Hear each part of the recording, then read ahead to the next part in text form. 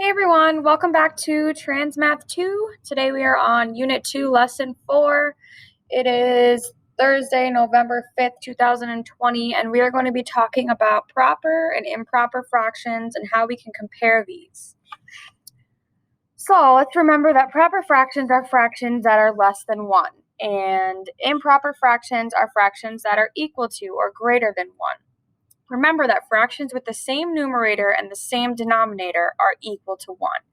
Here are some examples of proper fractions that are equal to 1. Improper fractions that are greater than 1, we usually write these fractions as mixed numbers to make them easier to understand.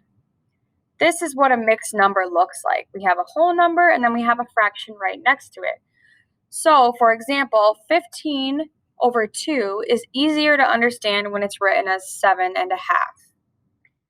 So far, we've only looked at proper fractions on the number line. Now we will find improper fractions.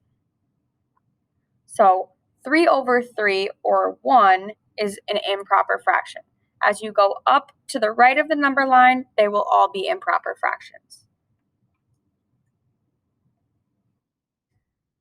We can learn a lot about improper fractions by comparing the numerator to the denominator and using benchmarks to help locate them on the number line.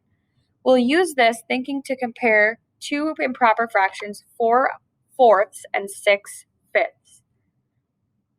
Let's begin with the fraction 4/4. The numerator is equal to the denominator, so 4/4 is equal to 1. This is an improper fraction. The fraction 6/5 is also an improper fraction, but is greater than 1 because the numerator, 6, is greater than the denominator. The fraction 6/5 is to the right of 4/4, so 6/5 is greater than 4/4.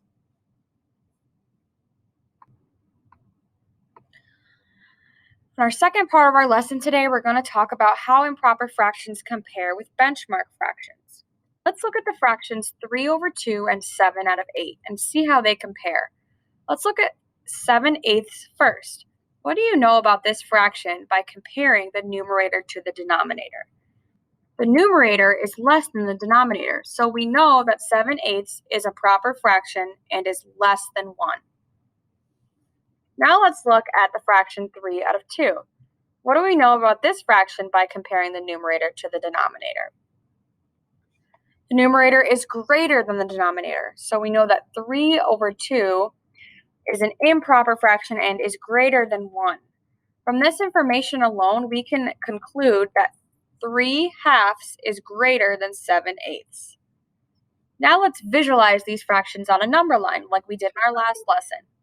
Let's begin with 7/8 and think about whether this fraction is closest to 0, 1/2, or 1.